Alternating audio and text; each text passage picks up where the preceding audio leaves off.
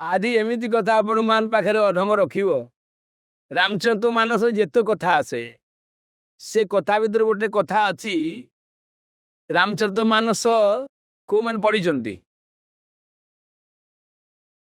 ରାମଚରିତ ମାନସରେ ଯେତୋଟି କାଣ୍ଡ ଆସେ ତା ଭିତରେ ଗୋଟେ କାଣ୍ଡ ଆସେ, କଥା ଆସେ, ତା ନାଁ ହେଉଛି ସୁନ୍ଦର କାଣ୍ଡ। ସୁନ୍ଦର କାଣ୍ଡ। ଅନ୍ୟ ଯେତେ ଗୁଡେ ରାମଚରିତ ମାନସର ଦେଖିବେ ସବୁଥିରେ ପରିବେଶ ପରିସ୍ଥିତି ଅବସ୍ଥାକୁ ଦେଖିକି ନାମକରଣ କରାଯାଇଛି। କିନ୍ତୁ ସୁନ୍ଦରକାଣ୍ଡ ଗୋଟେ ଏମିତି କଥାବସ୍ତୁ ସେ ପରିସ୍ଥିତି ସାଙ୍ଗରେ ନାହିଁ, ପରିବେଶ ସାଙ୍ଗରେ ନାହିଁ, ବରଂ ଆମ ମାନଙ୍କର ସମସ୍ୟା ସାଙ୍ଗରେ ସୁନ୍ଦରକାଣ୍ଡ ଅଛି।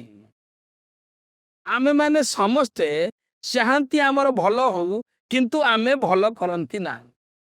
ଆମେ ମାନେ ଚାହାନ୍ତି, ଆମେ କହନ୍ତି ସର୍ବେ ଭବନ୍ତୁ ସୁଖିନା ସର୍ବେ ସନ୍ତୁ ନିରାମୟା। ଆମେ ମନ୍ତ୍ର କରୁଥିଲା ବେଳେ ଆମେ ଯୋଉ କର୍ମ କରନ୍ତି ସେଥିରେ ବୋଧେ ବାସ୍ତବରେ ସମସ୍ତଙ୍କର ମଙ୍ଗଳ ହୁଏ ନାହିଁ। ଆମେ ଯାହା କରନ୍ତି ତା କହନ୍ତି ନାହିଁ, ଆଉ ଯାହା କହନ୍ତି ତା କରନ୍ତି। ଯତ୍କୃତମ୍ ଯତ୍ କରିଷ୍ୟାମି ଯତ୍ କରୋମି ଜନାର୍ଦ୍ଦନ।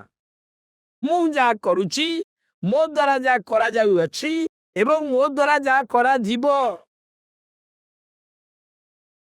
ତତ୍ତ୍ୱ ଏବଂ କୃତମ୍ ସର୍ବମ୍। ଆପଣ ସବୁ କରିକିରି ଡିସାଇଡ କରିକି ମତେ ପଠେ। ମୋର କେବଳ ଫଳଟାକୁ ଭୋଗ କରିବା ଅଛି, ମୋର ରୋଲଟାକୁ କରିବାର ଅଛି, ମୋର ଅଭିନୟକୁ ମଧ୍ୟ କରିବାର ଅଛି। ଇଏ ସମସ୍ତେ ଖବର ପାଇଗଲେ, ଯିଏ ସମସ୍ତେ ଖବର ପାଇଲେ ଯେ ସୀତା ମାତା ବର୍ତ୍ତମାନ ଲଙ୍କାରେ ଅଛନ୍ତି। ରାବଣ ନେଇଛି ଅଶୋକ ବାଟିକାରେ ରଖିଛି। ଯେତିକି ବାନର ସୈନ୍ୟ ମାନେ ବସିଛନ୍ତି ୟାଙ୍କର କାହାର ତାକତ ନାହିଁ, କାହାର ଶକ୍ତି ନାହିଁ ଯାଇକିରି ସୀତା ମାତାକୁ ଦର୍ଶନ କରିକି ଚାଲି ଆସିବେ। ତ ବାନର ସୈନ୍ୟ ମାନଙ୍କ ଭିତରେ ଆଲୋଚନା ହଉଛି, ଆମ ଭିତରୁ ଏ ଯୋଉ ବିରାଟ ସମୁଦ୍ର, ଏ ସଂସାରଟା ହଉଛି ବିରାଟ ସମୁଦ୍ର ସାଗର, ଆଉ ସୀତା ହଉଛନ୍ତି ଭକ୍ତି। ଆପଣ ମାନେ ଏଠିକି ଯଜ୍ଞରେ ଭାଗ ନେବାକୁ ଆସିଛନ୍ତି କାହିଁକି ନା ମତେ ଟିକେ ଭକ୍ତି ନା ଆଉ କିଛି ମିଳୁ, ମତେ ଟିକେ କୃପା ମିଳୁ, ମତେ ଟିକେ ଦୟା ମିଳୁ, ମୋ ପିଲାମାନଙ୍କର ଭଲ ହଉ, ମୋର ଭକ୍ତି ହଉ। ଆମେ ସମସ୍ତେ ଭକ୍ତି ପାଇଁ ଚାହାନ୍ତି, କିନ୍ତୁ ମଝିରେ ଗୋଟେ ସମୁଦ୍ର, ସେ ସଂସାର ସମୁଦ୍ର, ସମସ୍ୟାର ସମୁଦ୍ର, ଅଭାବର ସମୁଦ୍ର, ଆକୁ ଡେଇଁକି ଯିବା ପ୍ରାକ୍ଟିକାଲ ସମ୍ଭବ ନୁହେଁ।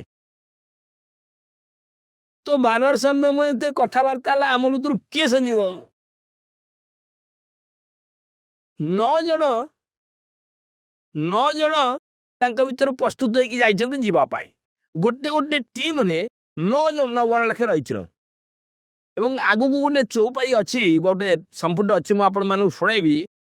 ବୟଉ ପଞ୍ଚଯୁତ ମାନଉ ଗିରିନ୍ଦା, ଅର୍ଥାତ ରଘୁନାଥ ରାମଚନ୍ଦ୍ର ଯେତେ ଗୋଟେ ମାଙ୍କଡକୁ ଆଖିରେ ଆଖି ମିଶେଇ ଚାହିଁ ଦେଲେ, କୃପା ଦୃଷ୍ଟିରେ ଚାହିଁ ଦେଲେ, ସେ 2 ଫୁଟିଆ ମାଙ୍କଡଟା 100 ଫୁଟ ହେଇଗଲା। ଭୟଉ ପଞ୍ଚଯୁତ ଏଠାରେ ପକ୍ଷୀ ଲାଗିଗଲା। ମାନଉ ଗିରିନ୍ଦା ଅର୍ଥାତ ଗୋଟେ ଗିରି, ଗୋଟେ ପର୍ବତର ପକ୍ଷ ଲାଗିଗଲେ ଯୋଉ ଅବସ୍ଥା ହୁଏ ସେମିତି ହେଇଗଲେ। ଗୋଟେ ଗୋଟେ ଟିମ୍ ପଠେଇଛନ୍ତି ରଘୁନାଥ ରାମଚନ୍ଦ୍ର 9 ଜଣ ଲେଖେ କରିକିରେ। ଯୁଦ୍ଧ ପୂର୍ବରୁ ଏ ଯୋଉ ଟିମରେ ଯାଇଛନ୍ତି 9 ଜଣ, କିଏ କିଏ? ଦିବଦମୟ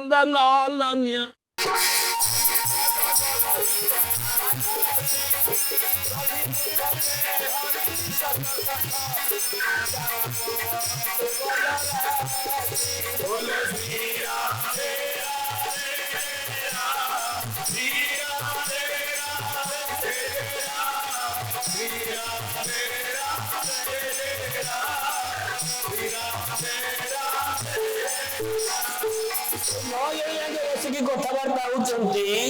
ତାଙ୍କ ଭିତରେ ସମସ୍ତଙ୍କଠାରୁ ବୟସ୍କ, ସମସ୍ତଙ୍କଠୁ ବୃଦ୍ଧ, ସମସ୍ତଙ୍କଠୁ ଜ୍ଞାନୀ ବୁଦ୍ଧିମାନ ଅଛନ୍ତି ଜାମ୍ବବା। କିଏ କିଏ ଅଛନ୍ତି? ଦ୍ୱିବିଦ, ମୟନ୍ଦ, ନଲ, ନୀଳ, ଅଙ୍ଗଦ, ଗଦ, ବିକଟାସୀ, ଦଧିମୁଖ, କେଅରି, ନିଷଠ, ଶଠ, ଜାମବନ୍ତ ବାଲା ରାଶି। ଏ 9 ଜଣ ତାଙ୍କ ଭିତରେ କଥାବାର୍ତ୍ତା ହଉଛନ୍ତି। କିଏ ସେଠି? ଜାମ୍ବବା ଆମେ କହୁଛନ୍ତି ବଲିବାନ ତ ପ୍ରଭୁ ବାଡ ସୋତନୁ ବରଣୀ ନ ଯାଇ, ଯେତେବେଳେ ବଳି ଗୋଟେ ବିରାଟ ଯଜ୍ଞ କଲେ, ସେତେବେଳେ ବଳିକି ବଦ୍ଧ କରିବା ପାଇଁ ପ୍ରଭୁ ନାରାୟଣ ବାମନ ଅବତାର ଯୋଉ ଧାରଣ କରିଥିଲେ ସେତେବେଳେ ସେ ଯୋଉ ରୂପ ଧାରଣ କରିଥିଲେ ବାମନ ଭଳି ଦିଶୁଥିଲେ କିନ୍ତୁ ଗୋଟିଏ ପାଦ ସ୍ୱର୍ଗରେ ଗୋଟିଏ ପାଦ ମର୍ତ୍ତ୍ୟରେ ଗୋଟିଏ ପାଦ ପାତାଳ ତ୍ରିବିକ୍ରମ ରୂପ ଧାରଣ କରିଥିଲେ।